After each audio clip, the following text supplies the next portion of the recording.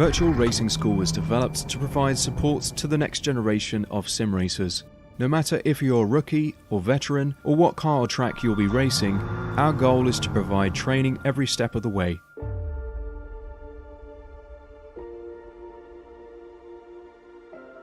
We found that iRacing can be quite difficult without proper training. There needed to be a way to prepare for on-track racing.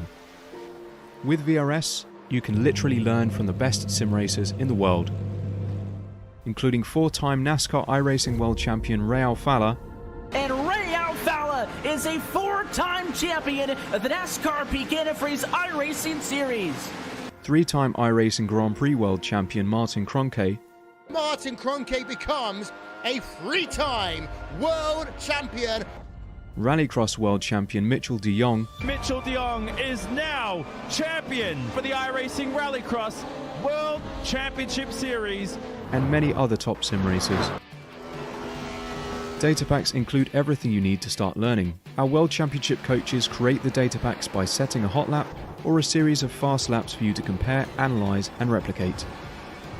Data packs also include a tutorial where the coach points out techniques they use to hit the fast lap.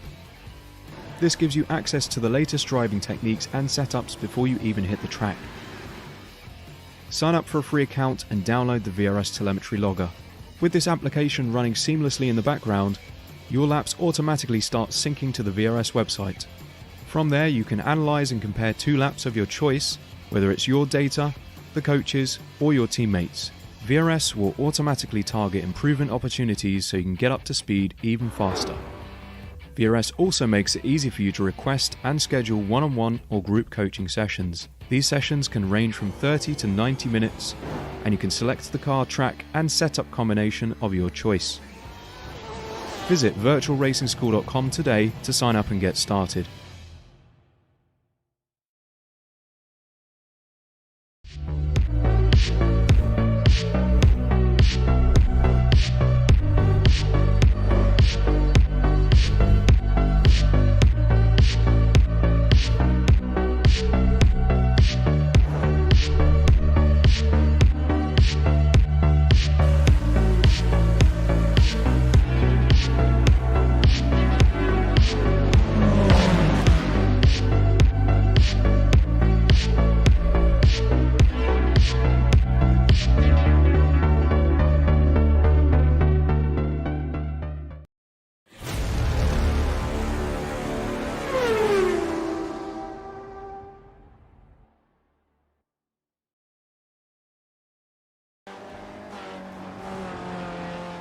Hi everybody, and welcome to Season 3 of the Ray Esports Racing League presented by RaceVoice and Alliance Autosport.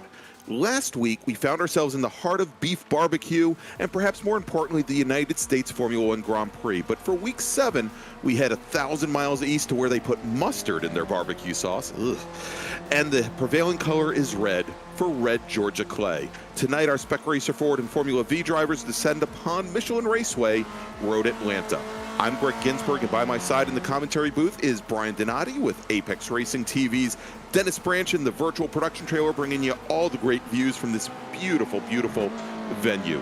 So, Brian, you must be hyped up after, after watching that great battle that we had in Formula V at the Circuit of the Americas just a few weeks ago, and the Mazda MX-5s put on a great battle there as well. As we have our drivers moving east over to Michelin Raceway. Instead of going up that huge turn 1, they're all coming down the huge turn 12 here, and it should definitely make for some exciting action in 2 classes where the draft is king. Yeah, I tell you what, Greg, it's exciting to be over here on the East Coast now for this week's event here at Road Atlanta, and you're absolutely correct. Where the guys had to work to go up the hill to make the left-hand turn into turn 1 at Circuit of the Americas. Now they've got to work down the hill through the S's to get through turn 5 and that ever very tricky turn 6 and into turn 7 to head up through the back straight. All right, so you can see we've got our Spec Racer Fords on track right now. They are just about 7 minutes, a little bit less than halfway through their 15-minute open qualifying session. And once they finish up, we're going to set the grid, and they're going to go racing for their 20-minute sprint race. The Mazda MX-5s, they do have the week off this week.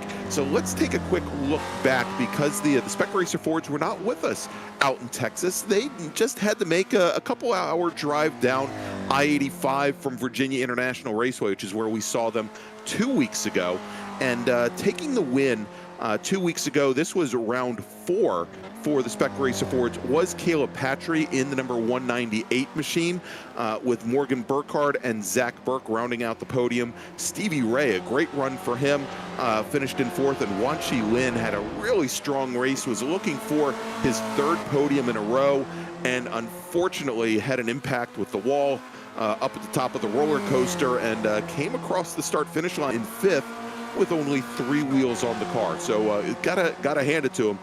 Definitely had some dedication there to finish. So let's take a look at the points and see where we stand now after 4 rounds in Spec Racer Ford. Your current points leader is Jameson Huffman, based on the 2 victories that he has had so far. Again, 4 races total. He's won 2 of them. Caleb Patry has won the other 2. He has 78 points currently. Jordy Fike, and I don't think Jordy Fike is here this week. Jordy Fike is currently sitting 2nd in the points with 60 points, and then it's pretty darn close right behind. We've got Wan Chi Lin, who leapfrogged Greg Mack to move up into 3rd in the points with 58 points. Mack only 2 points back from there with 56. Caleb Patry, who again is our other 2-race winner, is currently sitting back in 5th. And you know, that's a thing with Patry, you know, kind of hot or cold here, as he's sitting all the way down in 5th. And after that win 2 weeks ago, he actually moved up 6 positions in the point standing. So we'll see if he can continue on with the run that he's on, and he looked very strong in practice earlier tonight, Brian. So we'll see how Patry does, but he's going to have you know, our typical pack of racers here around him. We can see we've got Jameson Huffman right now and Morgan Burkhart, currently the 2 fastest drivers on track here in qualifying. The 2 teammates from All Sports Racing. We've got then Caleb Patry, John Vogel, who we last saw at Road Atlanta, probably not Road Atlanta, at Road America 3 weeks ago, and he was part of that opening lap melee. We'll see if he has a little bit better luck this week. And we've got some newcomers as well this week, like Paul Slavonic, who used to run with the SCCA League last year. He's with us this time in the number 528 machine here, so should be a good run. And we've also got Deacon Greenfield in the number 32 machine. I think this is the first outing for Deacon.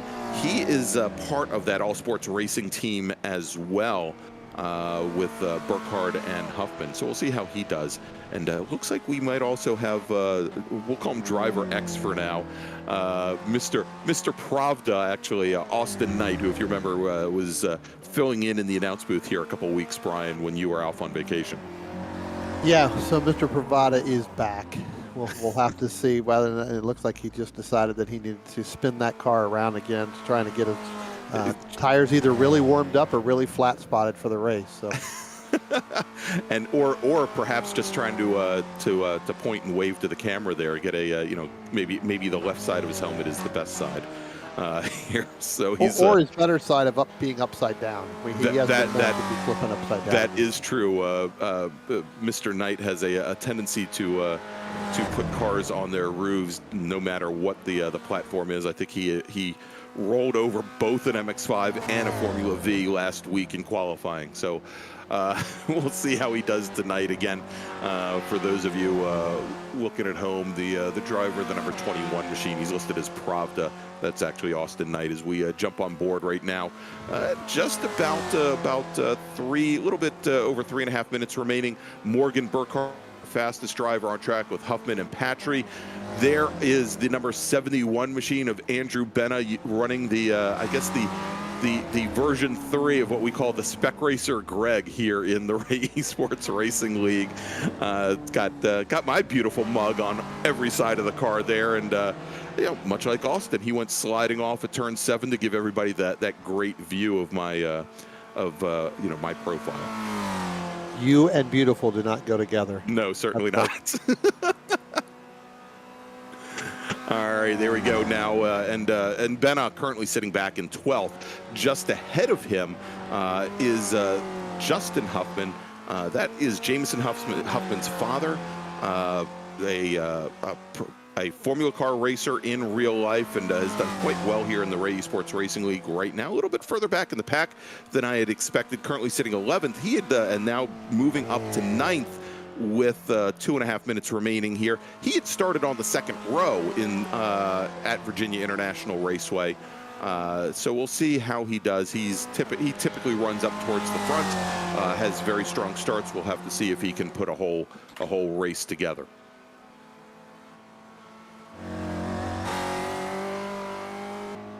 Yeah, Greg, as we start to finish up here just a little bit, you know, again, trying to get through certain parts of this racetrack. We talked about it in the opening. When we were at Circuit of Americas, you had to come up the hill to make that hard left-hand turn. You had to do almost a double braking. Here, getting down through the S's, getting through turn 6 and getting through turn 7. Another tricky part of this racetrack that these guys are going to encounter is trying to get through that 10A, 10B, and up underneath the bridge through 11. You've got to set the nose of that car. That's what's going to help you get through turn 12, and that's what's going to help you get a faster lap. And it looks like some of these guys are able to maneuver that and get through that here in qualifying. Some of them just tend to drop off just ever so slightly in that critical part of this racetrack. There you go. So that's Jameson Huffman right there, the number 89 machine, not able to better his teammate, and you can see how close things are. Only 22 thousandths of a second separating Burkhart and Huffman. Yeah, I mean, this is a very different racetrack. It flows very differently than Circuit of the Americas. Circuit of the Americas, sure, it has some of those open sections. We had those S's, the turns 3, 4, 5 complex there.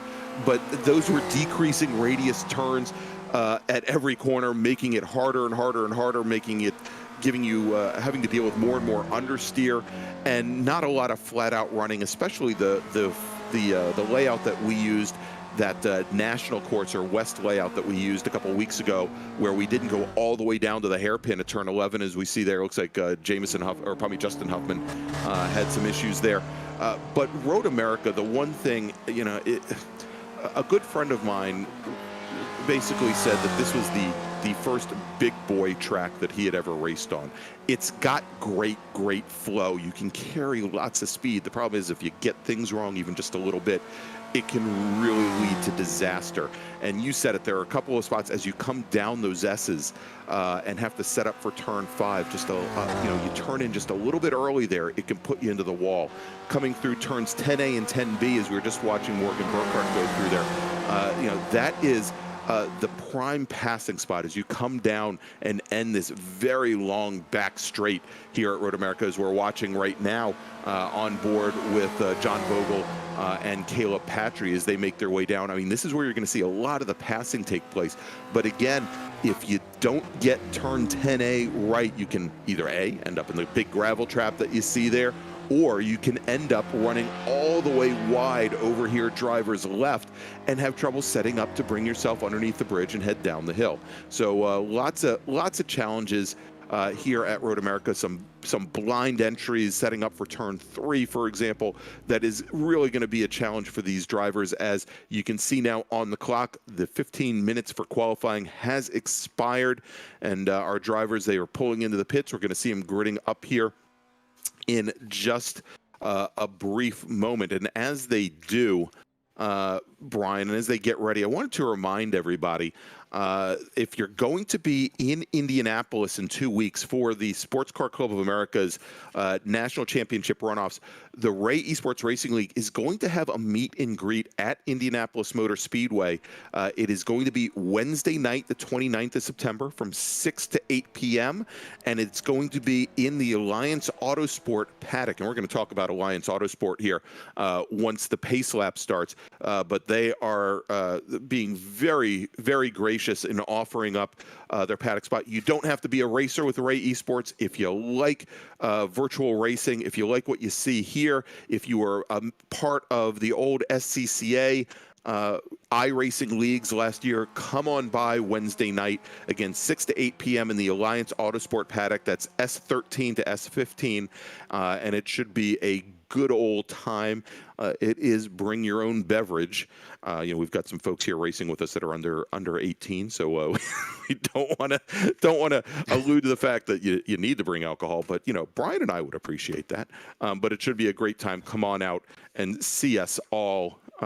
Meet Stevie Ray, meet Brian, meet me, meet our great sponsors. It should be a good time. And we are open to the beverages. Absolutely we are. All right, Brian. So we've got the starting grid up now for our opening race of the evening, the Spec Racer Fords. Why don't you let everybody know where everybody's starting out? All right, sure. On the pole, it's going to be the 40 of Morgan Burkhart with a time of 1:33.550. Starting outside of the first row is going to be the 89 of Jameson Huffman. Starting inside of row 2 is going to be the 198 of Caleb Patry. Starting fourth inside of row 2, or outside row 2, is actually going to be the 4 of John Vogel. Starting fifth is going to be the 528 of Paul Slavonic. Starting sixth is going to be the 222 of Mark Santana. Starting seventh is going to be the number 32 of Deacon Greenfield. Starting eighth is going to be the number 2 of Greg Mack. Starting ninth, the number 223, and that's Justin Huffman. Starting 10th, the number 221 of Charles Vaccaro. Starting 11th, our man, Pushi Pravda, a.k.a. Austin Knight, in the number 21. Starting 12th will be the number 71 of Andrew Banah. Starting 13th, the number 700 of Joaquin Effinger. Starting 14th is going to be the number 78 of John Casey. And starting 15th, the number 65, and I do not believe this gentleman has taken a time. He may be actually out there hunting there, Greg, and that is going to be Ryan Maloney. Yeah, exactly. He's probably hunting for Summit Point deer. All right. So as our drivers now behind that beautiful Porsche 911 pace car, real quick, we just mentioned that they're going to be hosting that meet and greet at the runoffs. I wanted to give a little bit of a background here on Alliance Autosports, our new sponsor for Season 3 of the Ray eSports Racing League, and our sponsor specifically of Spec Racer Ford all season long. Alliance is based in Columbus, Ohio, and they found success at both the club and professional levels, garnering multiple championships, including 7 SCCA National Championships, 3 SCCA Pro Racing Championships, and also a USF 2000 National Class Championship. Alliance Autosports team members are dedicated, hardworking, and know what it takes to win. Not only are they the SCCA Enterprises Great Lakes Division customer service rep for Spec Racer 4 Gen 3 and Formula Enterprises 2, but the team services include arrive and drive packages for Spec Racer 4 Gen 3, for FE2, as well as for Trans Am 2. They span customer car prep, trackside support, transportation storage, parts sales, data analysis, hospitality, as well as driver coaching and development. To join Alliance Autosport on the winning track, check them out at allianceautosport.com. All right, Brian, so we've got the field now making their way down the back straight here, down the hill, down to that area where they used to have the Gravity Canyon here at Road Atlanta a number of years ago, transformed to this 10A, 10B complex. Again, this is going to be the prime passing area, I think, for these drivers. Our pole sitter, Morgan Burkhart, in the number 40 machine, leads his teammate, Jameson Huffman, up the hill underneath the Fox Factory Bridge, and as they roll down, we'll see that pace car pop into the pit lane driver's right. Morgan Burkhart, he now has the field. Our second row, Patry and Vogel side by side as they come around turn 12. The green flag is in the air, and they make that run over towards turn 1. And as they come down, you can see they're all squeezing down to the inside.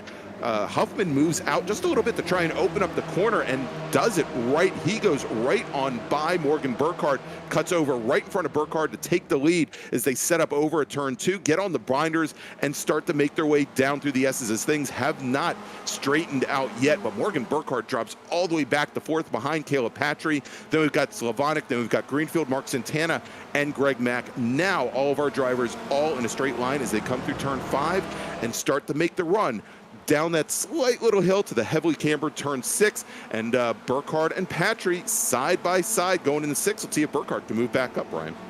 Yeah, I tell you what, Patrick's got to get back in line right there, but the man on the move right there, and that start, as you were talking about, Greg, is John Vogel. He went with Jameson Huffman all the way to the far driver's left, the outside of that start. That helped Jameson Huffman propel, as you talked about, going even further and getting a great run out of there.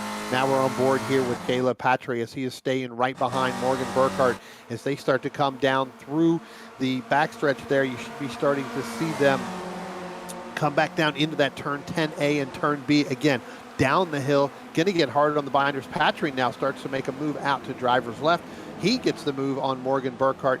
And then we had a little bit of connection. Gets into the back of Caleb Patry. Patry goes around. That is going to drop him all the way back through the field. As we can see, a number of drivers, Santana, Mack, Huffman, Vaccaro, all get him by him. Burkhart manages to hold on to third position. Paul Slavonic now in the 528 machine, the Hellman's Mayonnaise car. He now moves up into fourth with Deacon Greenfield in the 32, settling back in the fifth. But that was definitely unfortunate. It looked, Brian, like Patry had cleared Burkhart coming out of 10A going into 10B, and Burkhart just got the rear corner there. Yeah, it looks like, and we may have a replay on that here shortly as we go back here right now and take a look at it. It does look like he is able to make that pass, but again, you're coming down the hill. Looks like he gets on the binders a little bit harder, and then looks like he just kind of ever so slightly made another move down into the right, into the left corner of Morgan Burkhart's car. So again, two racers going for the same spot early on. Yeah, it's very unfortunate there as Patry now drops back. He is sitting in 10th position as we go back to live action. And we can see there in that orange and black machine, that is the 223 of Justin Huffman. He's got Greg Mack in the number 2 entry, that black number 2 right behind him. That is the battle for 7th right now. Huffman, again, that's the father of Jameson. That's Justin Huffman. He moved up 2 positions on the opening lap, up to 7th, started 9th, but now Greg Mack moves down to the inside. Let's see if he can get close enough to get around. He cannot, but now look at this. Patry gets by Charles Vaccaro, the red and blue number 221 machine, under braking going into 10A. So Patry now moving up to 9th as he's trying to recover for lost time and lost ground. And look at this, a little bit further back. This is the battle for 3rd right now with Slavonic and Burkhart going at it tough, Brian, going into turn 1. Yeah, definitely going at it hard, going up through their turn 1. They'll come down the hill, down through turns 2, 3, and 4, down through the S's we talked about. A minute there, we talked about Caleb Patry. Still plenty enough time early on in this race. He can work his way back up. But as we look down here at the back of the 528 of Paul Slavonic, Morgan Burkhart looking like he's wanting to stay in line right now. They've got to stay nose to tail, Greg, as now it looks like Slavonic goes a little bit further driver's right than he wanted to out of there, and that's going to let them side by side. That's what your leaders of Huffman and Vogel, that's what they're wanting to see, is those two guys side by side. Yeah, and luckily there, Burkhart gets the pass done before they get into turn 6. It looked like probably didn't lose a lot of ground there in the exchange, but you can see now the gap has opened up between our top 2 drivers, Huffman and Vogel. Back to Burkhart and Slavonic, about 2 seconds separating those two pairs. But you can see, at least for the moment, Slavonic and Burkhart working together, trying to make up some of that ground in the draft as they go now under braking down into 10A. And you can see there where Slavonic, he wasn't thinking about passing. He got onto the brakes early, let them go side by side. Somebody who is thinking about passing, however, that is Caleb Patry. He gets by Justin Huffman now, so move Patry now up as he gets by Deacon Greenfield as well, the number 32 machine. So move Patry now up into 5th position. So, in the whole scheme of things here, he's still a couple seconds back from that Slavonic and Burkhart battle, but he's starting to move up through the pack. As we look a little bit further back, it looks like Greg Mack lost some ground to Austin Knight, to move Mack now back into 10th. With Charles Vaccaro right behind him in that blue and red number 221 machine. But still a very large pack here, making their way down the hill all in a row. Looks like 6th through 11th all in a row, and it's anybody's race here as they make their way up through turn 5.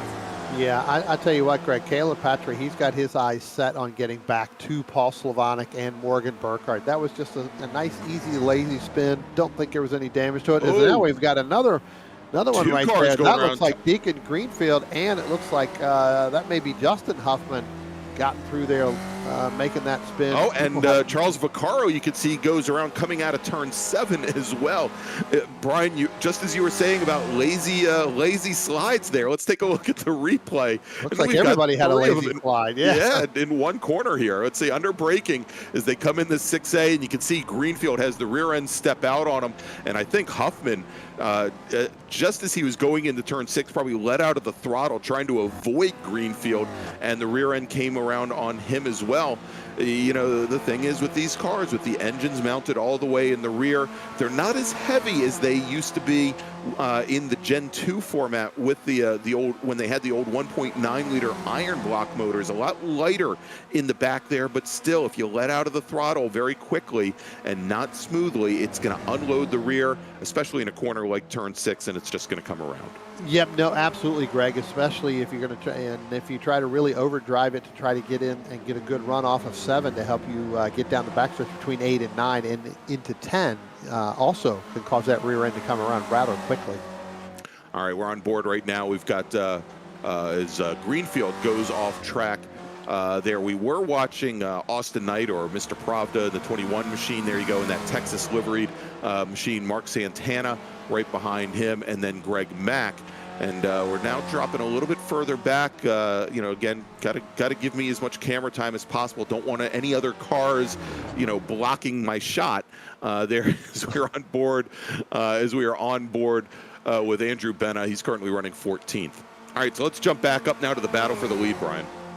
Yeah, I tell you what, it is still Jameson Huffman leading John Vogel as they come down the hill out of turn 9, getting ready to make that turn into 10A and 10B. I tell you what, John Vogel right now just seems to be content to just sit behind Jameson Huffman, let him lead the way, and as we get towards the end of this race, then he'll start to make that move. Those two've got to stay and work together in order to pull away from Morgan Burkhart and Paul Slavonic, as they will start to reel them in if they start to battle. You know, and you know, that's the funny thing there is we were just watching those two pairs go down the hill, go into 10A, and whereas just a lap ago it looked like Slavonic was he was very well prepared to work with Morgan Burkhart. Oh, as we have Justin Huffman going off track once again there. Looks like he's gone around. Is that over at I think that's over at 10A or 10B. That's at 10B, yeah. Went up to the bridge, but it looked like Burkhart and Slavonic started to battle it out going down into 10A. Slavonic definitely showed the nose. That might have caused them to drop off just a little bit. Probably the one advantage they have is it looks like Vogel maybe has given up just 9 minutes in, less than halfway through this 20-minute race. Maybe he's given up the let's try and escape plan, and he's ready to start taking the battle to the 89 car here as they go along the back straight. And here, Brian, and you're going to see it right here as Vogel will start to make up ground this long back straight here. If you're in the tow, you know, you can make up a ton of ground here. And let's see if he pulls to the inside. Yeah, as they start to come down that hill, really not getting a good run coming out of there to make that pass on Jameson Huffman going into 10 and 10A and 10B, where he's really making up the ground, where I think you're going to see a pass for Vogel over Jameson, maybe coming out of turns 1 and heading down into turns 2 and 3. Yeah, quite possible there. I mean, you know, we can't say enough. As long as that back straight is getting a good jump out of turn 7 onto the back straight, absolutely critical. Turn 7, the slowest corner on the track. And if you can't get the power down at the beginning of that straight, it can definitely impact your ability to pull out under braking at the end of that straight. As we watch now, this great battle going on between Greg Mack in the black number 2 machine and Austin Knight in the white number 21. And what they've allowed to have happen here is Mark Santana, the 222 machine, who had been sitting behind those two drivers, has not only gotten around both of them, but he's starting to pull away just a little bit, that being the battle for 6th right now. Yeah, and Greg Mack starting to pull away a little bit from Austin Knight too. So Austin Knight getting a little bit sideways coming out of that turn, but I think Austin Knight's going to be able to get back into that tow, into that draft as they come down the hill here and head over through turn 6 and I believe into turn 7. That Austin Knight can get a good run out of there. He should be, as we move back up to our leaders with Jameson Huffman and John Vogel.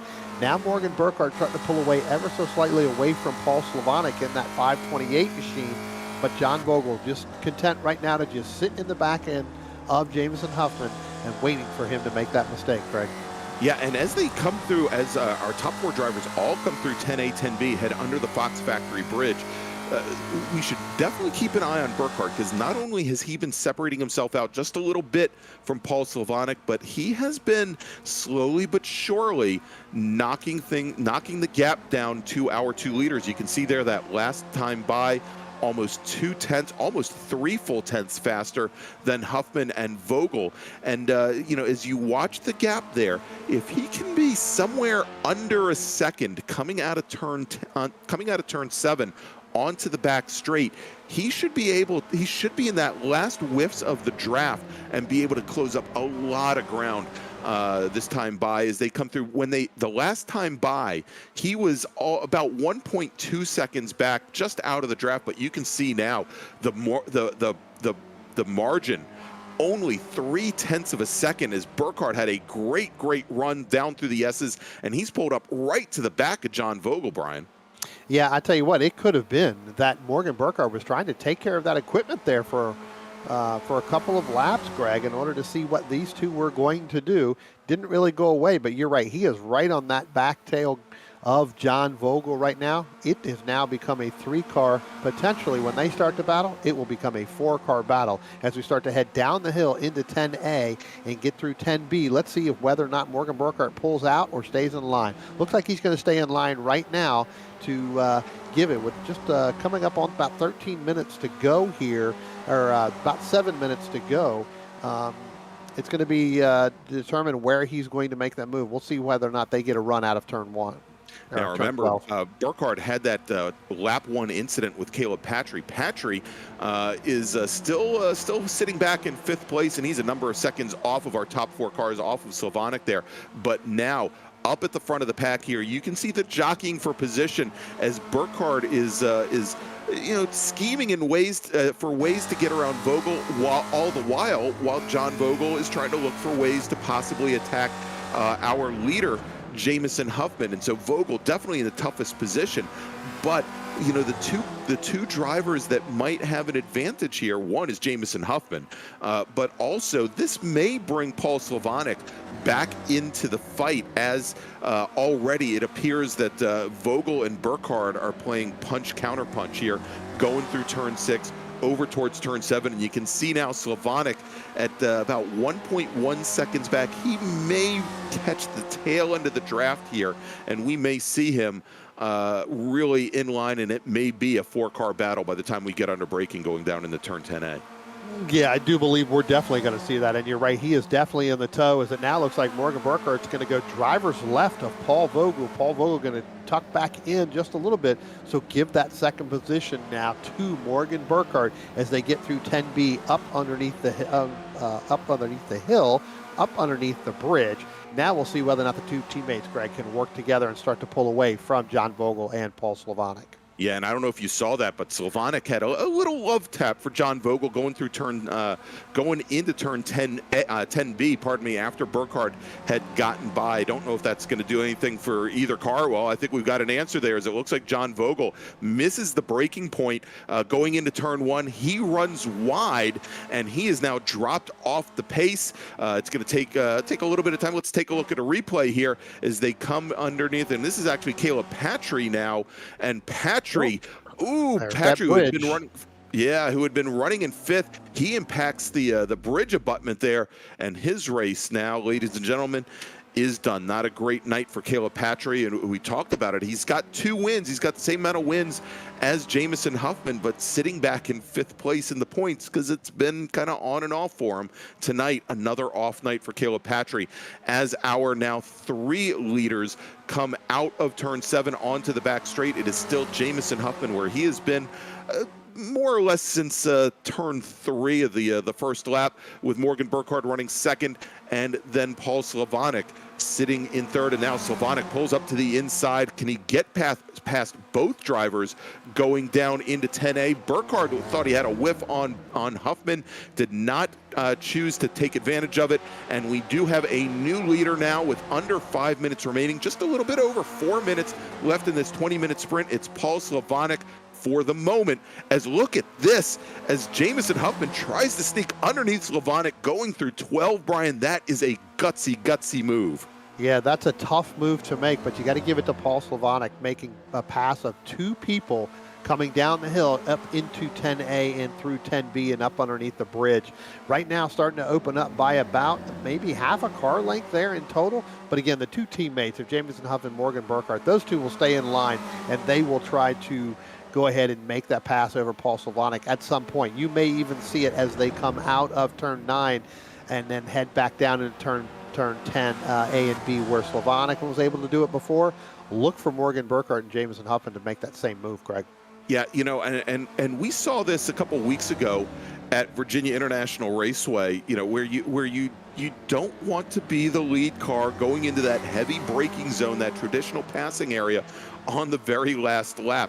And, you know, what we saw then was that Huffman chose to, maybe we'll call it youthful exuberance, go and make the pass for the lead with 1 lap to go, put himself in a very bad position on the final lap, and it came back to haunt him. But here, as we've got 3 minutes remaining, that's going to be probably about 2 laps to go here.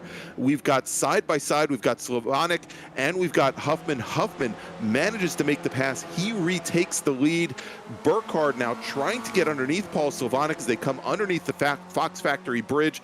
Cannot get it done, but at least for the moment, Huffman, he's got a car length and a half advantage, but as we've seen here with the draft, that really doesn't mean much. But Brian, as we are now at just about, well, actually now about 2.5 minutes remaining, it looks like we'll have this lap and most likely 1 more lap after this. Now, Greg, it becomes defense time. Now you've got to make sure that you hit every single mark you can, but you've got to play a defensive in this driving tactics here in some of these turns. We talked about the big turn where people are going to make the move. We've been talking about it all race long. As they come down the hill now, they start to go into that 10, or actually they're going into turn 6 right now.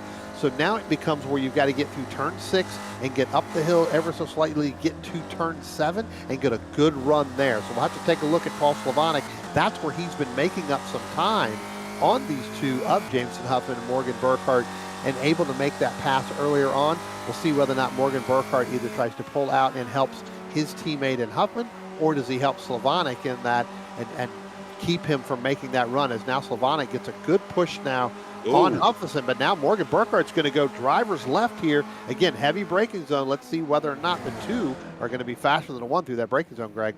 Yeah, you know, that is certainly a strategy that I did not expect there, that it looked like Slavonic wanted to give Huffman a little bit of a tap to clear out from Burkhart, but made it so late that he didn't give himself an opportunity to actually step out himself to the inside. As you can see now, the white flag is in the air, and we've got Burkhart now side by side with Slavonic going down into turn 1. And what this has allowed to have happen is it's allowed Jameson Huffman to open up almost a 3.5 car length advantage over now the number 40 car. And, you know, I was wondering whether or not it would have made sense going down into 10A for Huffman to actually kind of concede the position to Paul Slavonic, and so that Huffman, knowing he could probably come back and make the pass for the final lap going down into turn 10A, but Slavonic, he kind of played it wrong. Maybe Slavonic was thinking, okay, I won't make the pass here.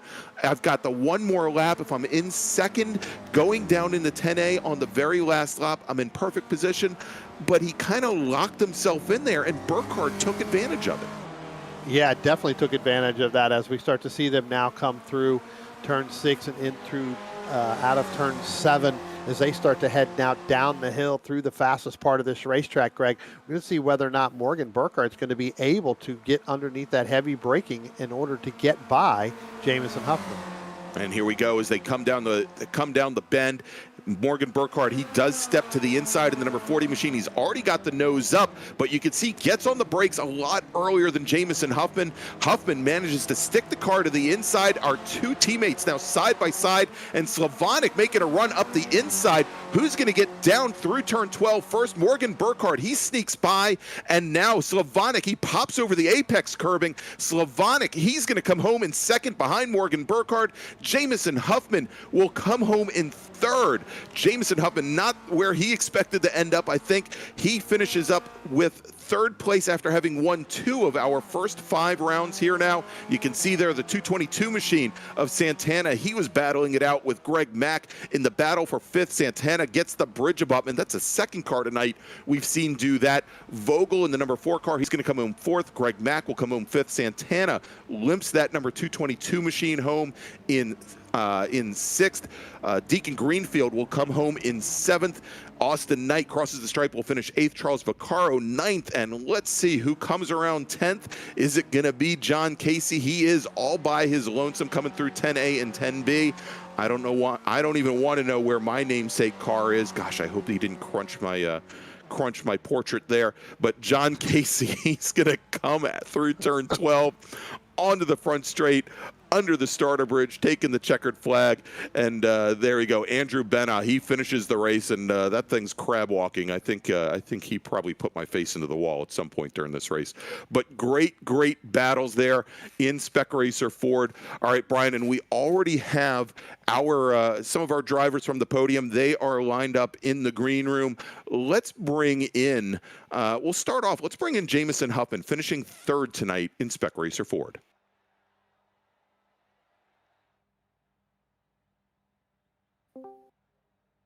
Jameson Huffman, tough way to drop that race. You led early on. You had a good run there, good battle, not only with your teammate Morgan Burkhart, but with Paul Slavonic. Talk about the last few laps of that race.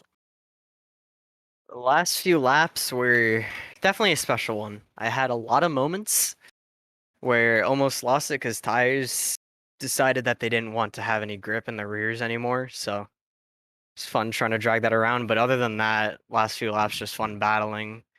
Just ended the lap how I didn't want to for that final one. Just didn't play my cards quite right and lost it. All right. Well, again, congratulations on finishing 3rd. Who do you like to thank tonight for this last place spot on the podium here? My parents for racing. My dad will be in the V. I don't know what happened in the surf, but I shall ask him that after.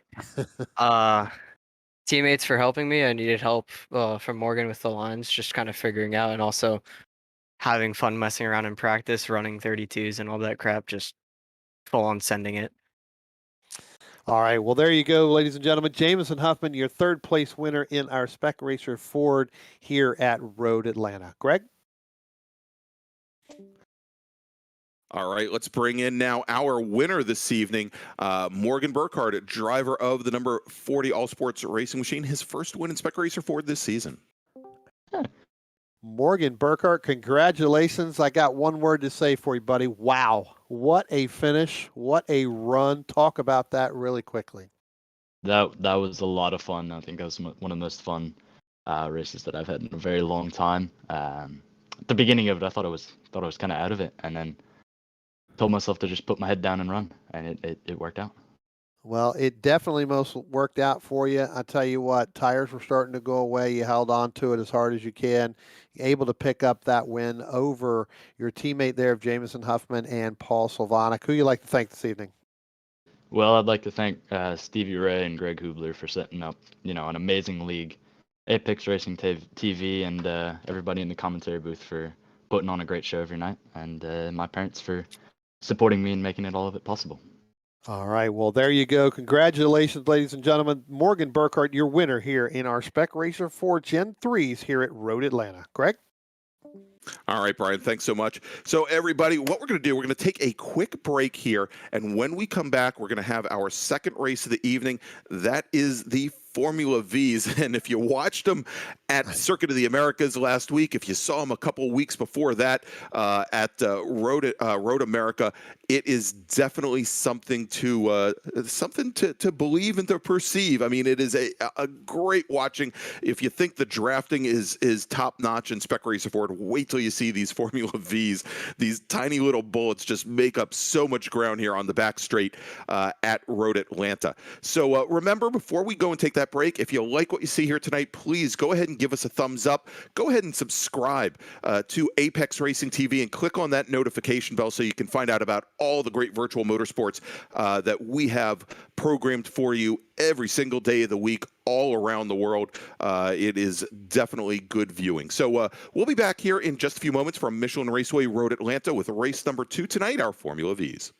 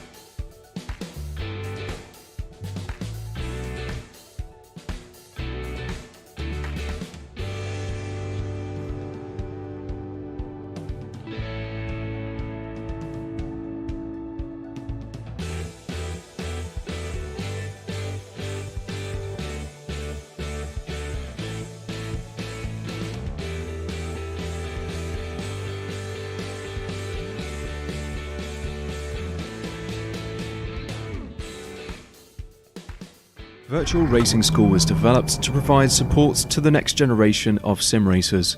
No matter if you're a rookie or veteran or what car or track you'll be racing, our goal is to provide training every step of the way.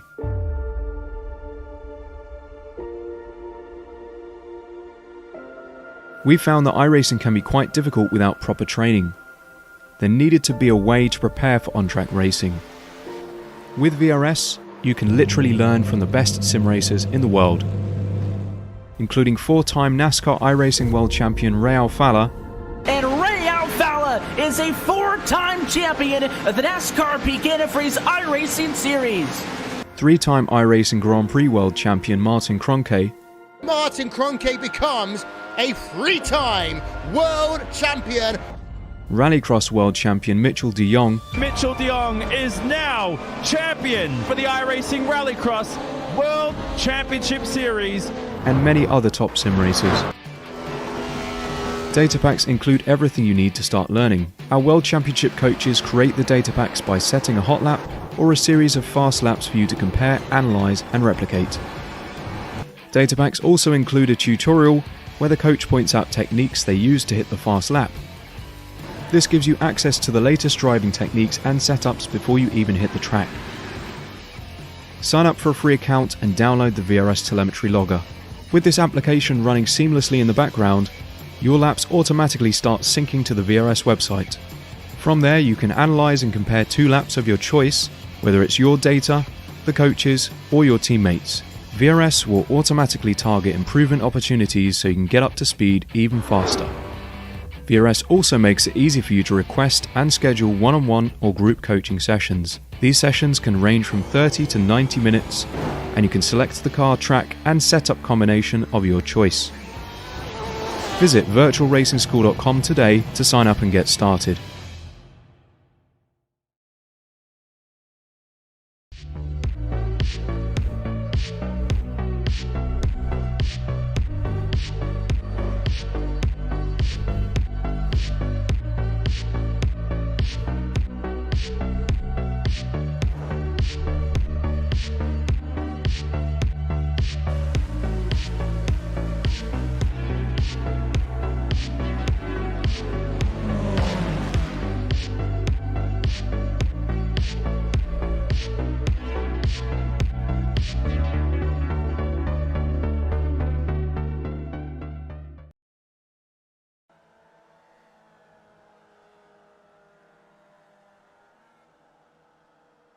And we are back here at Michelin Raceway Road Atlanta. I'm Greg Ginsburg along with Brian Donati.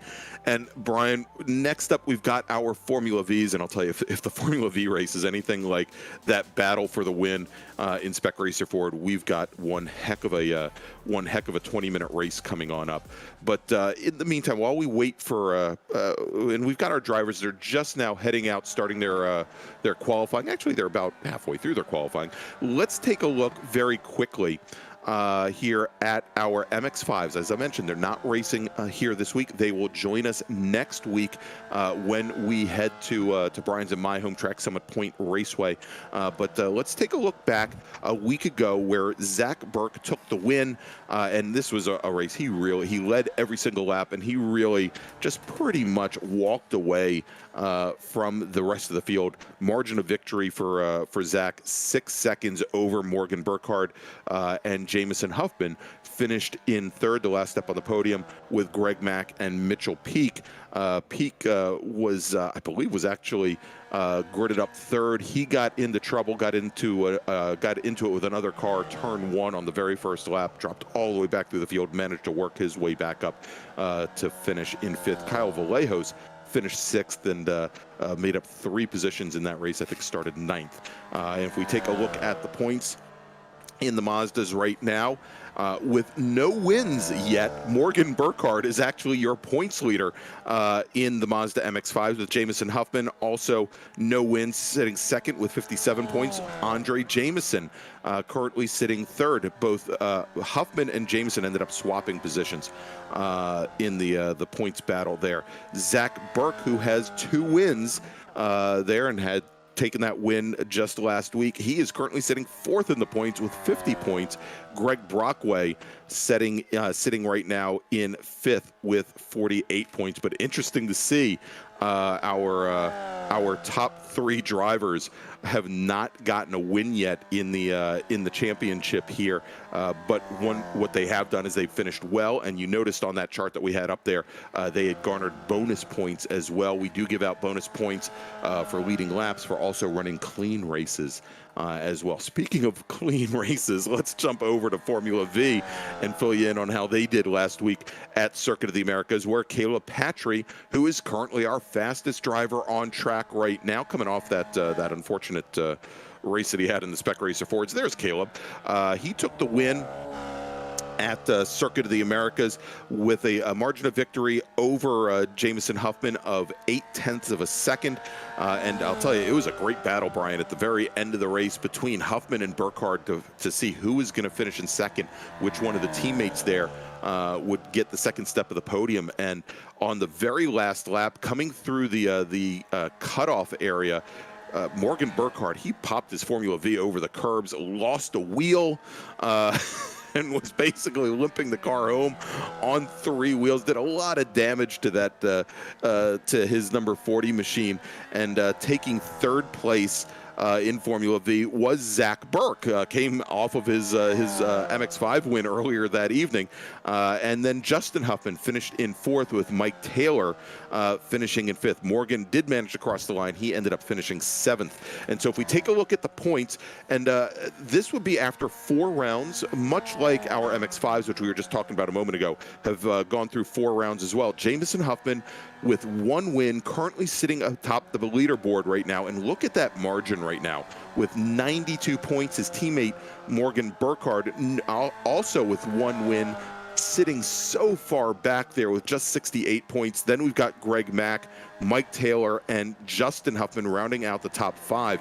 But interesting to note, Caleb Patry, even with his win last week at COTA, currently sitting 7th in the points.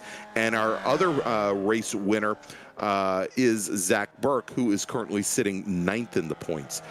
So, you know, as you know, we're seeing here, just having a race win doesn't necessarily put you up towards the top of the leaderboard. But Brian, we're now just about a little bit less than 12 minutes into this 15-minute qualifying session, and you know, the game and the names seem to remain the same here, as Caleb Patry, Jameson Huffman, Morgan Burkhart sitting up atop the leaderboard right now. You know, I tell you what, you talked about that with Morgan Burkhart last week, jumping that curbing, losing that wheel. A good thing about virtual racing is he can just hit the end of his computer and pick up a new car this week. Look for him to be back up front here, I think, in this. It was a great race that we just saw early on. If you weren't with us moments ago, what a fantastic finish. I think you're going to see the same thing here, Greg. These guys in these cars, it's about the draft. You've got to be able to have that partner to stay with that. You've also got to be able to get through some of these turns just a little bit better than our Spec Racer Fords did at that point. So these Formula Vs, look for these guys, especially coming down the hill, heading into turn 10. You're going to see a lot of braking duels there trying to get oh my gosh, up that hill. And if you look here at the width of the track and the width of these Formula Vs, you could probably go 4, maybe 5 wide under braking down into 10A. And, you know, Brian, you were talking about the draft, and we were discussing that a little bit before we went to the break. As strong as the draft is for the MX-5s, as strong as the draft is for the Spec Racer Fords, these Formula Vs that only make about 60-some horsepower from their air-cooled Volkswagen Beetle motors, these bodies that look like they look like Crayola crayons, basically.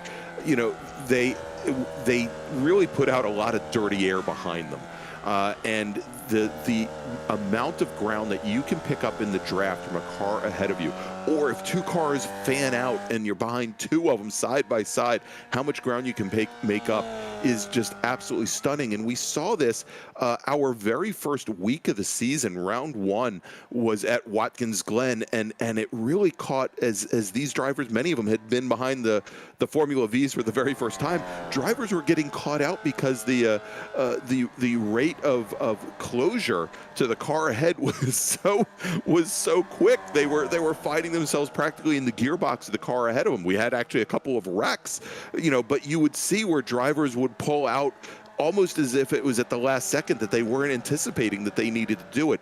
And the long, especially for a Formula V, long back straight here at Road Atlanta is probably going to bring about the exact same type of behavior that we saw at Watkins Glen. Yeah, no, absolutely, Greg. You know, I was talking to one of our racers who raced at Watkins Glen with us, Richard Spicer. Actually saw him at Summit Point a couple weeks ago, and we talked about that. And we talked about how, you know, if you were a second back, you still were not out of it, because if they did go side by side, or sometimes even 3 wide, as we did see that through the bus stop, 2 people came out, 1 person did not. And then the next time by, because they were, you know, moving up so quickly, they weren't expecting that, and so they'd have to get on the brakes a little bit harder, and that's what was causing some of the incidents that we saw. So I think you're right. I think you're going to see that definitely here again today. Hopefully they're able to understand that and know that that's a potential that's going to happen, so that we do have some good, clean racing. All right, and after his I don't want to call it disastrous first race, we were just on board a moment ago there with the orange number 71 of Andrew Benna. Thankfully, not enough room on that Formula V to stick my big head on it. So, all right, as we go on board here, it looks like who's that? That's Mikey Taylor in the 966 machine. Just ran off as the clock expires. You can see Morgan Burkhart coming underneath the starter stand, getting the checkered flag from our starter there. And so flying laps will count. We do have a couple of drivers still on track. I think Justin Huffman still on track, trying to set a fast lap. We talked about Andrew Benna. I think he's out there as well. And there we've got there's the 223 machine, and trying to catch a draft directly behind him. I think that is Jameson Huffman, his son, trying to get the draft off of old dad as they come underneath the Fox Factory Bridge. Right now, Jameson does have the fastest lap time of the session. Let's see what his father can do as he crosses the stripe. And does Justin Huffman move up from 6th? Yes, he does. He's going to end up putting himself onto row number 2 if he doesn't if he isn't spending time there chastising his son for wrecking him on the front straight.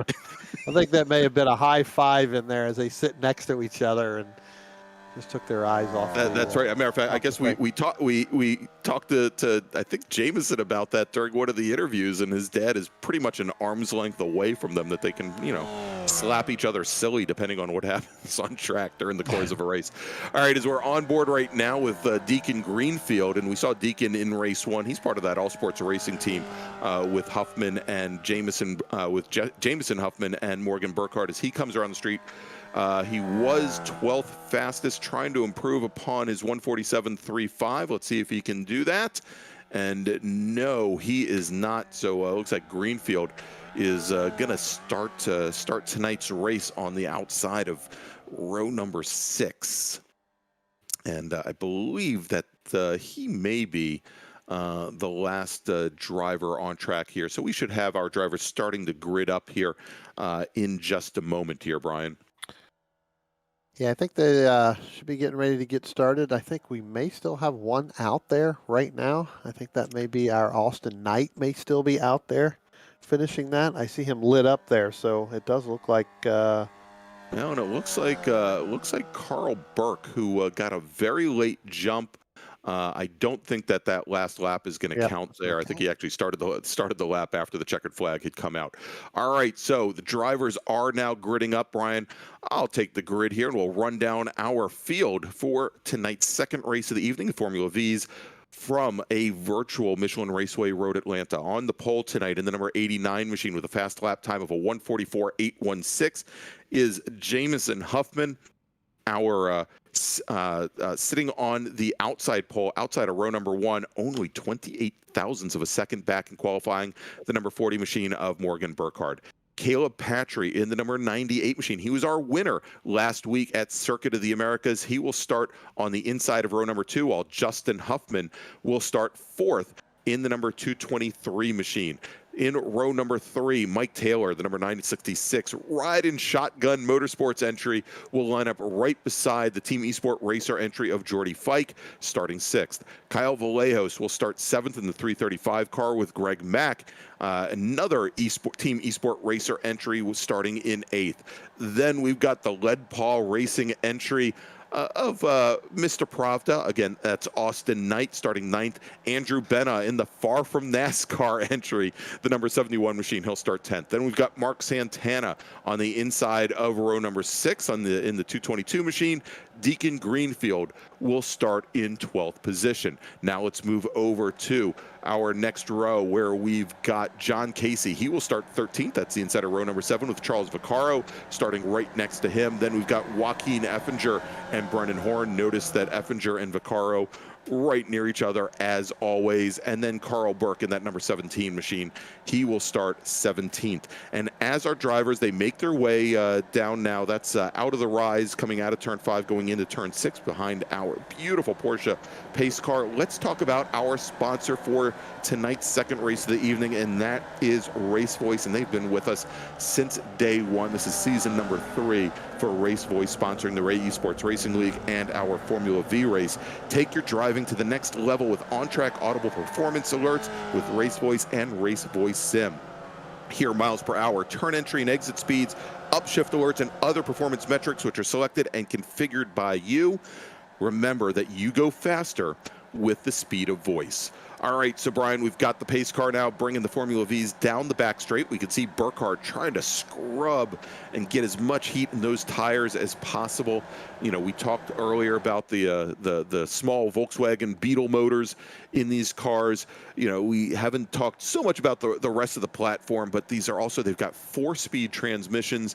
They are most likely in 3rd gear right now, and for the course of the race here, you know, they're going to use 3rd and 4th gear. They're never going to touch 2nd or 1st. Those are usually gears just used for coming off the pit lane.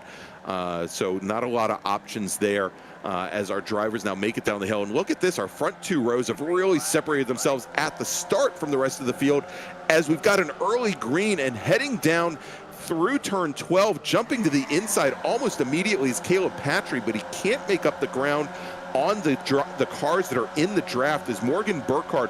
Remember, Burkhart in the Spec Racer Ford race stuck his car all the way to the inside while Huffman went to the outside. This time, the roles were reversed, and Burkhart is going to lead the field up the hill going into turn number 3. And even though our front 2 rows, Brian, really separated themselves out from the front of the field as they came down turn 12, you can see another 4 cars or so have already in the draft here made their way back into the lead pack. Still, still a number of cars. I think looks like for Effinger in 10th, back, still a little bit further back in the field, as we've got now Burkhart with Huffman, Patry, Justin Huffman, your top four, with Andrew Benna on that orange number 71 machine. A little bit of a surprise there, currently running in 5th.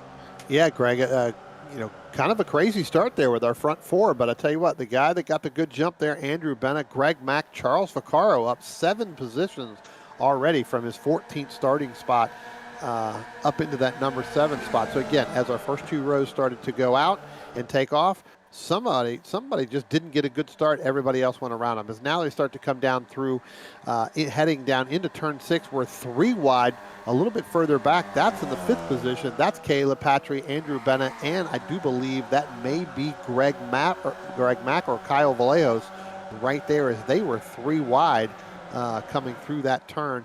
Heading down now into turn 10. Again, still trying to get into that 3 wide, thinking better of it. Andrew Benna, and now you've got Caleb Patry on the back end of that Kyle Vallejos machine. Yeah, actually, that's the 223 of Justin Huffman.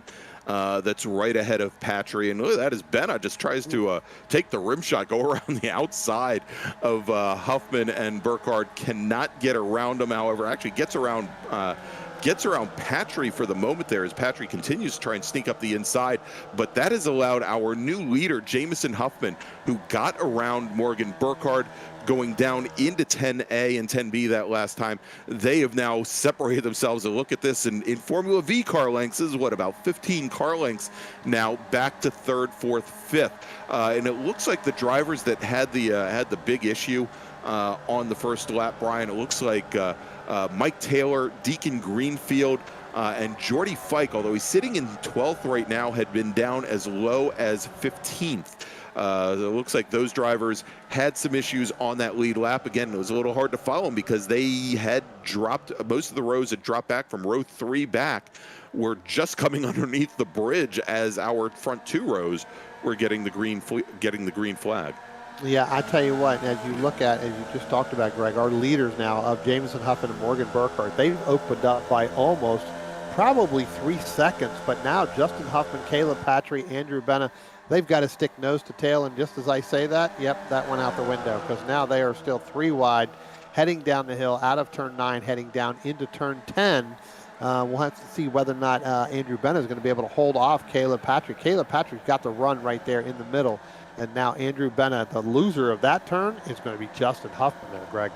Yeah, and the car that got around Huffman, that was Kyle Vallejos, I believe, who had a great run there.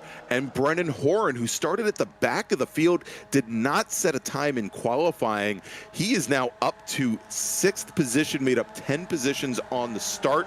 So great start there for Brennan Horan, as we've got our 2 leaders now side by side coming through turn 1, making their way up the hill. They're going to have that quick little left at turn 2, and then jumping over. Well, in the Formula Vs, you don't see them hopping the curb at turn 3 like you see the touring cars do. It could send the touring car bouncing all the way from that apex all the way to driver's left, but you're not going to see that in the Formula Vs unless you want to see a car roll down the S's on its roll bar. As we're on board right now with Brennan Horan, currently running in 7th position right behind Justin Huffman, and you can see there Justin Huffman going off driver's left coming out of turn 5. And, you know, Brian, just as I was making that joke about going over the curbing at the top of the S's at turn 3, you saw what happens when Justin Huffman hits the curbing at the apex of turn 5, and how violent it is and how it tossed that car around. Maybe we can get a replay on that, hopefully. Here we go as we jump back here and watch right now as Justin Huffman and Brennan Horan make their way up the hill and come up towards turn 5, and you can see there how it just got Justin Huffman's car all out of whack. He goes wide, he gets loose, and slams into the tire wall. And Huffman, I believe, he has managed to continue, but he is sitting at the tail end of the field now as we jump back to live action and our leaders. Yeah, as we jump back up to our leaders, Greg, the man on the move right now is Caleb Patry. Caleb Patry, remember last time by, we were talking about it, was about almost 3 seconds back. He's now cut that down to about 1.2, 1.3 seconds.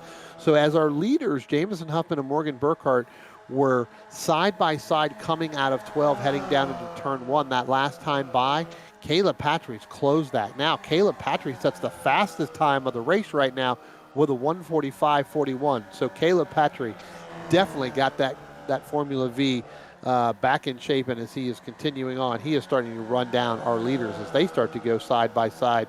Again, thinking about it, Morgan Burkhart tried to make that pass. They come down through the S's again.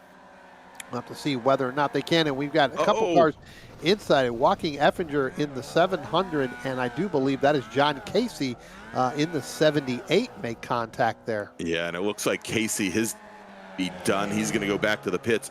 We could see when one front wheel is pointing left and one front wheel is pointing right, it's just not going to end well, and it's going to probably end in the pits for John Casey there. Unfortunate coming together with Joaquin Effinger, but we can see how fragile these cars are as we have our two leaders now making their way down the front straight. And here you go. This is where Caleb Patry has the advantage when you have these two Formula Vs side by side, putting such a huge hole in the air. And you can see now Patry just knocking tenths of a second off almost every time you blink. He's now only about 8/10 back, firmly within the draft now, and he should be able, as long as he can carry speed up the hill and under the bridge, he should be able to draft right up to our leaders, probably going into turn one. As we go back a little bit further in the field, this is now the battle, I believe the battle for 8th with Austin Knight, or Mr. Pravda, and Mark Santana in the 222 machine. Yeah, it looks like Austin Knight able to get a little bit ahead of Mark Santana as they came through 10 A and B. But now let's jump back to our leaders now. Now Caleb Patry looks like he's going to start to make a move, Greg.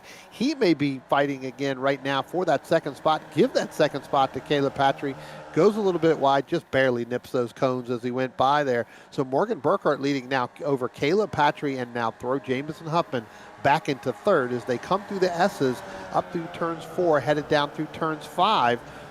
Going a little bit wide there, able to keep it straight is Caleb Patry, but you're right. They are definitely in that draft, in that tow, and they are definitely pulling away from our 4th place of Brennan Huron in that number 45 machine. Yeah, right now Huron's got almost 6 seconds up to our leaders here.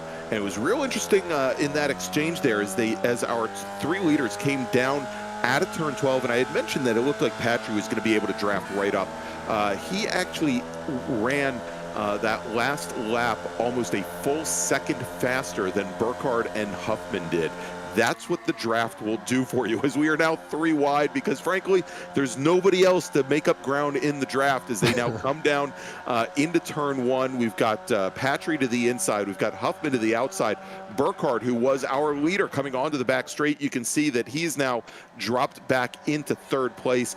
And I think we're going to see changes in position going into 10A probably every single lap coming into the end of the race here. But that's what you want to do. You don't want to spend, typically in Formula V racing, you don't want to spend a lot of time side by side, because it does make a huge hole in the air for the car that's sitting right back behind. You want to usually let cars make their pass. Don't fight it. Let it happen as quickly as possible. Let them get out, get around you, so they don't lose momentum, so that you don't lose momentum, and more importantly, so that 3rd car in line doesn't draft past all of you. And that's actually what happened the last time when we saw, Caleb Patry almost come right underneath our 2 former leaders going into turn 1, and so he now is, firmly ensconced in 2nd place. But with all 3 of these drivers now with now a 7.5 second advantage over our 4th place runner, I think now with about half this race to go, it's going to be battle on to the end, Brian. Yeah, I think you're right, Greg. I think you're going to see a big battle here between those 3 as we drop back here a little bit further back. Oh, that was Brennan Huron. Yeah. Yeah, and he wrecks the car coming out of turn 5, and it looks like he gets things back underway. Maybe we can see what happened to Brennan there, as he's now going to drop a number of positions. He was running in 4th and now drops all the way back into 9th position. Let's take a look. And nobody bothering him there. He just, he kind of turned in a little late, did a little adjustment at the apex, and he once again ran wide coming out of turn 5 and shoots across the track. Very common, not only in the virtual world, but in the real world as well. Almost the same thing as Justin Huffman did, yeah. A couple laps before there. So again, Turn 5 is very tricky to get through there. You hit those rumble strips. You try to go a little bit to driver's right of those so that you don't get your tires stuck in between there. But there is a time where you can go too far, where it will spin it around. As we take a little bit further back here with Mark Santana, and it looks like that may be the 09 of that. Well, that's the 2 of Greg Mack and the 221 of Charles Vaccaro. That is actually for 4th and 5th place now. So again, our front 3 leaders have pulled away by about almost, let's see here. And now we got almost 11 seconds. Yeah, I would say 11 or 12 seconds. And we were watching the battle right behind this pair, which was Jordy Fike and Mark Santana, as they were going at it nose to tail. I mean, it's great watching as long as you've got somebody even within like a second or 2 seconds of you. You know, you can pretty much draft right up to the car ahead of you, and then it's a, you know, at least a 2-car battle, and we've got that almost all the way through the field. And now it looks like Brennan Horan, he was driving the car around to get to the pits, and he brought the car down the pit lane. He's now made his way back out on track after that incident where he hit the wall over by turn 5, but that has now dropped Horan down into 13th position, and I believe it's also put him a lap down. Yeah, he's going to end up being a lap down by the time he gets out and gets run. So whatever damage he had there, it's just not enough to probably get through this race. He's probably just going to try to hold on as long as he can here. So we jump back to our leaders here coming into turn 10. We are side by side with Morgan Burkhart and Jameson Huffman. Again, Caleb Patry falling back to 3rd. So this is going to be anybody's race, Greg. I think the kind of the way they're looking at it here is coming down through here out of 11 into 12. They could end up 3 wide here by the time we get to the start-finish line. That's right. So we've got now just a touch over 7 minutes remaining, and you know I can probably divide by 2 how many laps we're going to have left.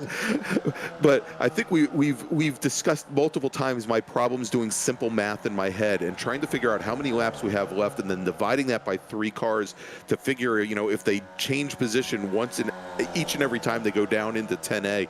I can't figure out who's going to be in 2nd place coming into the very last lap.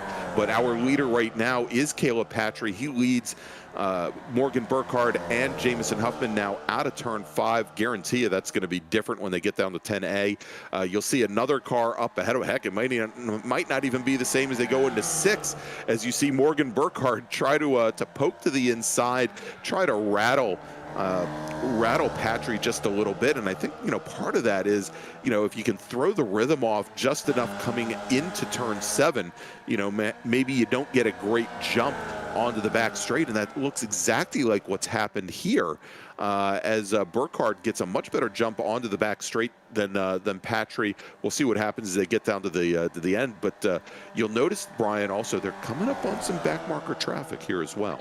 Yeah, I'm not sure who that is. I'm not sure if that's going to be John Casey in the 78 that was able to get, I guess, going again and come back out, or that may be, you know, Brennan Huron. But I tell you what, that's definitely going to come into play at some point unless that driver can get out of the way and either pull it off or just let them go by.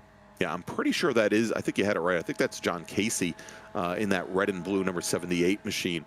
As our leaders come onto the front straight, and that time by, didn't see a big braking moment there going down into turn 1, but as they are coming into turn 10A, but now as they go into turn 1, you saw Jameson Huffman with a lot of oversteer, rear end push there on that car, and Burkhart, I think, maybe had to check up just a little bit going up the hill there to not get into the back of his teammate. But you know, we may be seeing this, and this might be part of the dynamic here with these 3 drivers battling it out from, you know, more or less 7 minutes in to this race all the way to the end of the 20 minutes, and we have 5 remaining, is they may be working these tires awfully hard. We might want to see what happens, what these drivers can do going into turn 1, that big sweeping right uphill right-hander.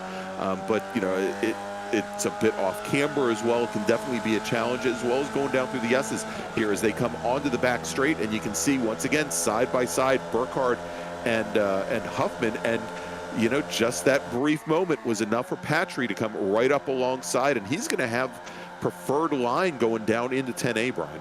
Yeah, he's going to get back to the middle in order if he wants to have that preferred line. But you're right. I think he's going to have that right now. I think Morgan Burkhart's going to have to give that line to him going in there. If not, he could end up dropping all the way back to third. But you're right, Greg. I think that these guys have started to use their tires up, especially Jameson Huffman and Morgan Burkhart. Those two have been going at it a little bit.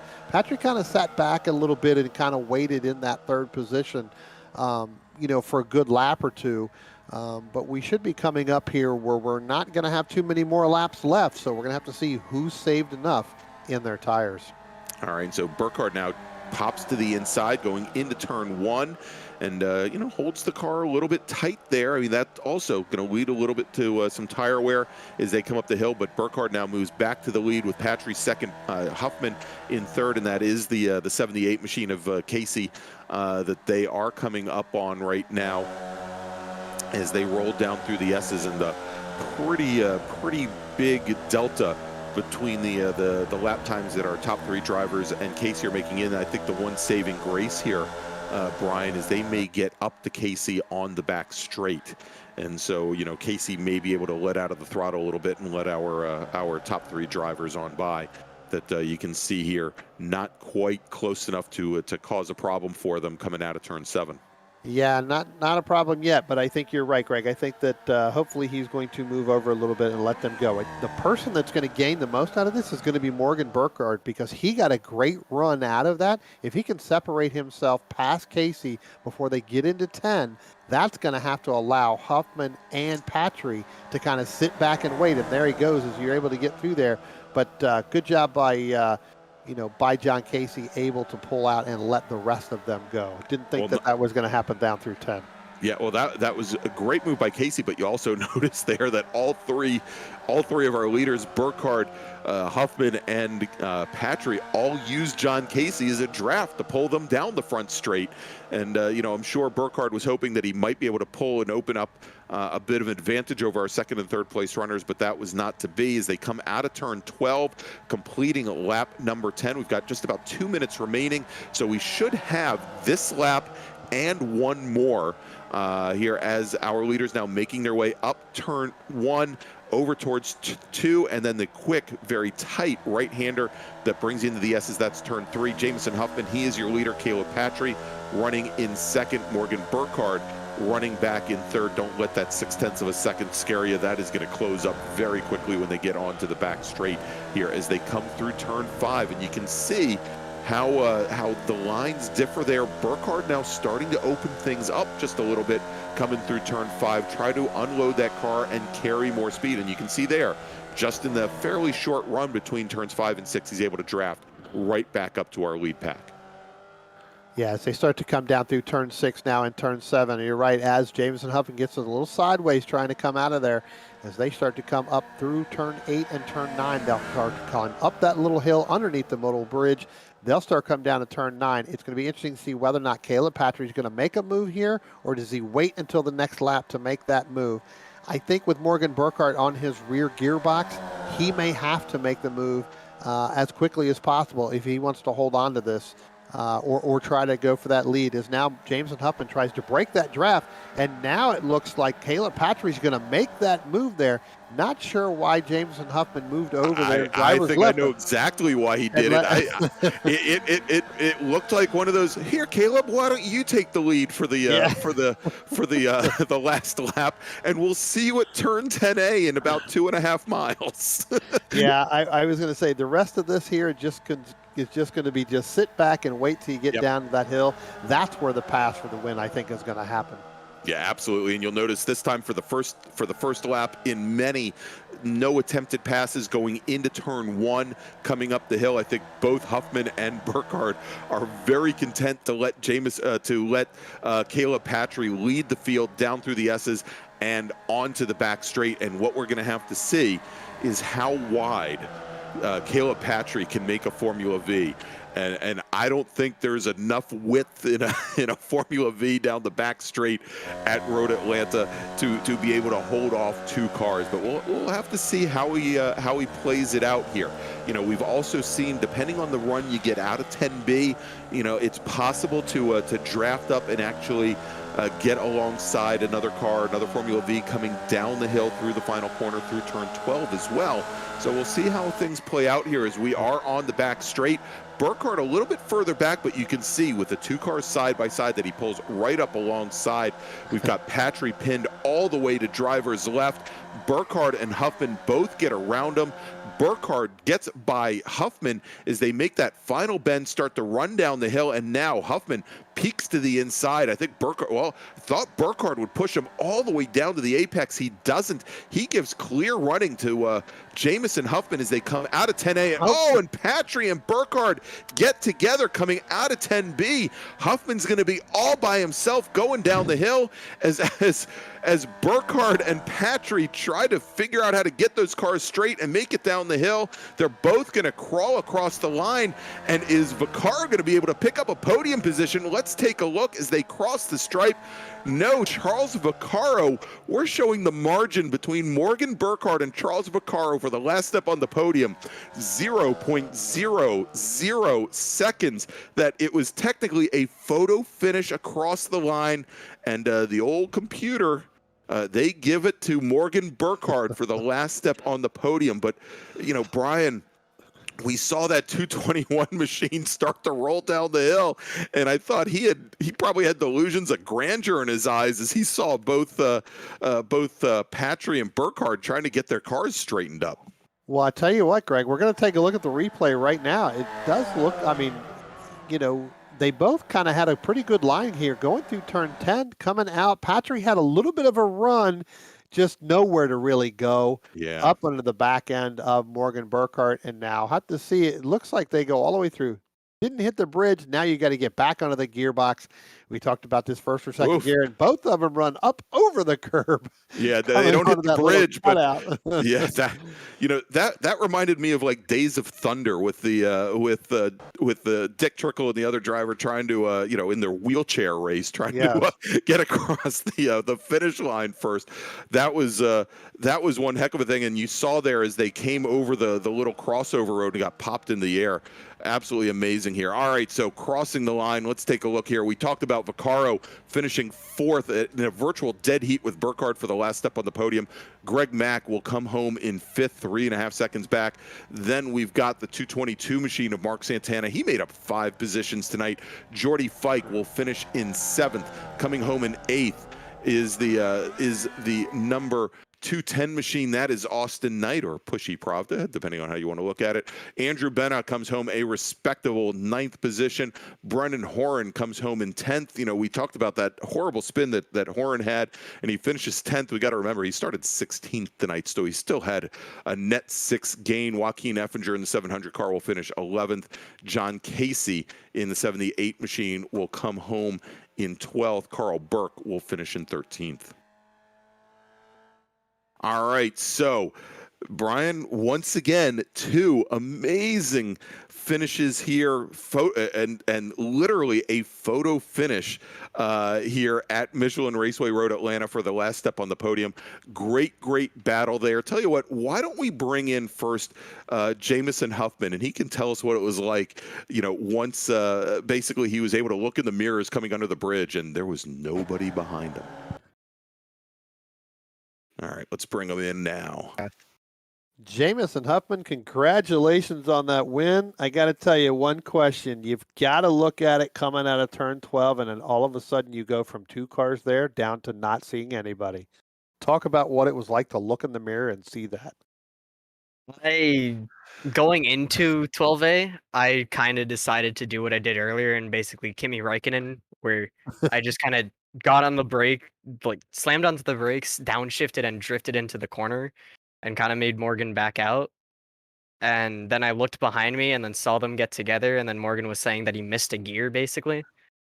Like he went to fourth and it just went straight to neutral, so that sucks, but it was fun racing before that. A lot of clean, fun racing. That was a fantastic race. Who do you want to think about, or who do you want to thank tonight for this race? Because that was an awesome race. Teammates, Caleb for another great race. Looking forward to some more with him because I think we got another round and then the runoffs. You guys for commentating, and also Stevie, Greg, and all the new admins that we have for the actual league. All right. Well, Jameson Huffman, congratulations on your win here at Road Atlanta in the Formula V. We'll send it back over to you, Greg.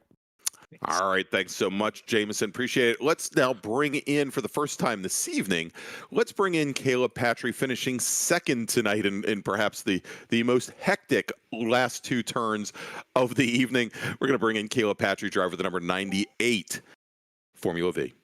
Caleb Patry, congratulations. I tell you what a way to finish second there with the last two turns and able to get that thing back in gear and get it up underneath that bridge across that finish line. Talk about that last couple of minutes there within that race. I mean, I wasn't really sure where to be. I mean, us three, it was pretty much anybody's game with the draft. But we were kind of swapping positions. I was trying to see where I could make a move if I needed to, and that last lap, I thought I could hang back a little bit after they passed me and get a run, but I didn't really turn in as early as I'd hoped and kind of blew the turn. And then I think Morgan just kind of missed a shift there going up the hill, and we collided, and that was pretty much it. All right. Well, thank you again. And I tell you what, congratulations on your second place finish. Who do you want to thank tonight for this race? Well, most certainly Steve Ray for putting these events on, and Morgan and Jameson for another fun race. All right. Well, again, Caleb Patry, congratulations. Second place finish here at Road Atlanta in our Formula V. Greg? All right, Brian. Thank you, Caleb. Great run tonight. And Caleb, unfortunately, not able to make that repeat after winning last week at Circuit of America, but certainly an exciting finish. One for the books here, and might even be one for the Apex Racing TV Twitter feed as well. We'll have to see how that plays out. All right, so again, two great races tonight here in the Ray Esports Racing League from Michelin Raceway Road Atlanta.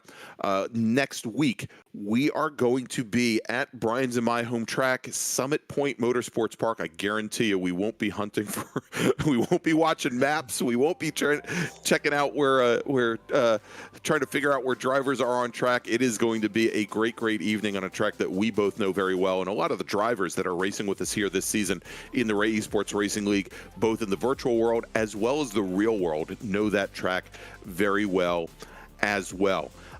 Reminding everybody, if you're going to be with us at Indianapolis Motor Speedway in 2 weeks for the SCCA National Championship runoffs, come on by the first annual esports meet and greet hosted by our great sponsor, Alliance Autosport. It is going to be Wednesday night, the 29th of September, 6 to 8 p.m.